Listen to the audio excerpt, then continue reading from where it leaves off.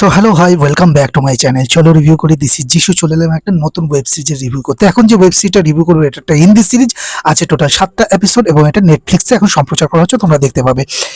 সিরিজটার নাম হচ্ছে গ্লোরি। দেখো, আমরা কিছুদিন আগে ব্লাড হাউন্ডের সেকেন্ড সিজনটা দেখলাম। ব্লাড হাউন্ডের ফার্স্ট সিজন এবং সেকেন্ড সিজনটা আমরা দেখেছি।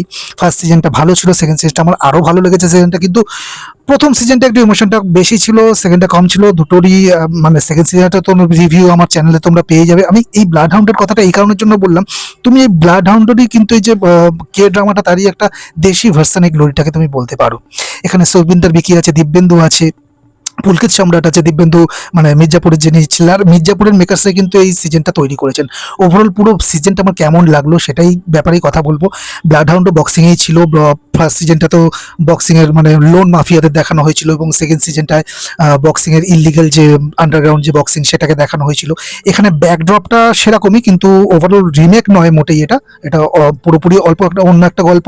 এখানে হরিয়ায় পুরো কাহিনীটাকে, স্টোরিটাকে সেট করা হয়েছে।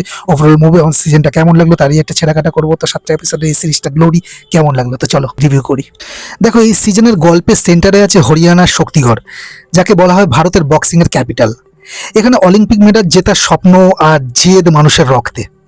গল্পে শুরু হয় এক শকিং ঘটনা দিয়ে। একজন রাইজিং বক্সারকে খুন করা হয় এবং কোচের মেয়ে গুড়িয়াকে, যেটা জান্নাত জুবের প্লে করছে, তাকে মারাত্মকভাবে আহত করা হয়। এই ঘটনা দুই ভাই দেবেন্দর এবং রবীন্দ্র, এখানে দেবেন্দর দিব্যেন্দু এবং রবীন্দ্র পুলকিত শর্মা প্লে করছে, এই দুই ভাই অনেক বছর পর তাদের পুরনো বাড়িতে ফিরে আনে এই ঘটনার পরে। আর তাদের বাবা রঘুবীর সিং, যেটা সুবিন্দর বিকি প্লে করছে, একজন স্ট্রিক্ট বক্সিং কোচ, যার জেদের কারণে পরিবারটা আগেই ভেঙে গিয়েছিল। এখন বোনকে এই অবস্থায় দেখে তারা কি পারবে তাদের বাবার সাথে সব বিটারনেস ভুলে আসল অপরাধীকে খুঁজে বের করতে, নাকি বক্সিং এর রিং এর আড়ালে থাকা কোনো বড় কনস্পিরেসির শিকার হবে তারা? এই নিয়ে এগিয়েছে সিরিজের 7টা এপিসোড। জানতে হলে দেখতে হবে তোমাকে গ্লোরি নেটফ্লিক্সে। পজিটিভ দিক যদি এই মুভি সিরিজটার বলি, দেখো সবচেয়ে বড় যদি পজিটিভ দিক সেটা সুবিন্দর ভিকি। তার অভিনয় এতটাই ন্যাচারাল লেগেছে আমার যে তাকে একজন রাগী এবং জেদি কোচ ছাড়া অন্য কিছু ভাবাই যাচ্ছিল না। আর দিব্যেন্দু তার ট্র্যাডিশনাল মজাদার ইমেজের বাইরে গিয়ে এখানে বেশ সিরিয়াস অভিনয় করেছেন। আর বিশেষ করে আমি দিব্যেন্দুর ক্যারেক্টারটা কিন্তু বেশি ফ্লেশ আউট হয়েছে এবং তাকে ভালো লেগেছে। আর পুলকিত শর্মার বক্সিং রিংয়ে বেশ হার্ড ওয়ার্ক করেছে, যা তার বডি ল্যাঙ্গুয়েজে কিন্তু স্পষ্ট। পুলকিত শর্মা তো ভালো অভিনয় করেছে, কিন্তু আমি সবার ওপরে সুবিন্দর ভিকিকে রাখবো। আর দিব্যেন্দুর অভিনয় কিন্তু আমার দারুণ লেগেছে, খুব ভালো কাজ করেছে। আমি তো বলবো ওয়ান অফ দ্য বেস্ট কাজ করেছে দিব্যেন্দু এই সিরিজটাতে। সিরিজের অ্যাটমসফিয়ার বেশ ডার্ক এবং রাস্টিক। হরিয়ানার গ্রামের মাটির গন্ধ আর বক্সিং জিমের ঘামের লড়াই ক্যামেরা দারুণভাবে ফুটে উঠেছে। আর ব্যাকগ্রাউন্ড মিউজিক তোমার মধ্যে কিন্তু একটা এক্সাইটমেন্ট তৈরি করতে সক্ষম হবে।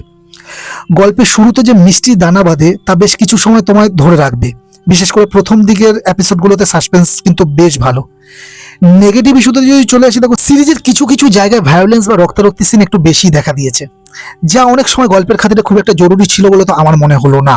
আর যারা প্রচুর থ্রিলার সিরিজ দেখো তারা হয়তো মাঝপথে আন্দাজ করে ফেলবে যে খুনিকে, যেটা আমি করতে পেরেছি। কিন্তু গল্পের ক্লাইম্যাক্সটা যতটা এক্সপ্লোসিভ হওয়ার কথা ছিল, শেষের দিকে গিয়ে এসে মেকারটা যেন একটু তাড়াহুড়ো করে ফেললো বলে মনে হলো। সিরিজটা কি স্পোর্টস ড্রামা হতে চেয়েছিল নাকি ইনভেস্টিগেটিভ থ্রিলার? এই কনফ্লিক্টে কিছু জায়গায় পেসিং কিন্তু অনেকটা স্লো হয়ে গেছে। ফাইনাল ভার্ডিক্ট যদি দিই, দেখো গ্লোরি খুব একটা এক্সট্রাঅর্ডিনারি নতুন কিছু না হলেও এটা একটা দেখার মতো ওয়ান টাইম ওয়াচ সিরিজ। বিশেষ করে তুমি যদি মির্জাপুর বা পাতাল লোক স্টাইলের দেশি ক্রাইম থ্রিলার পছন্দ করো, তবে এটা কিন্তু তোমার খারাপ লাগবে না, ভালো লাগবে। তবে হ্যাঁ, পরিবারের সাথে দেখার মতো একদমই নয়। ভায়োলেন্স এবং গালিগালাজে ভরপুর আছে, তবে বন্ধুদের সাথে একা দেখার জন্য মন্দ লাগবে না। তো আমার রেটিং থাকবে 3.5 out of 5। So that's my take on the series. Subscribe, drop a comment, and stay tune. This is Jishu. Stay healthy. Tata.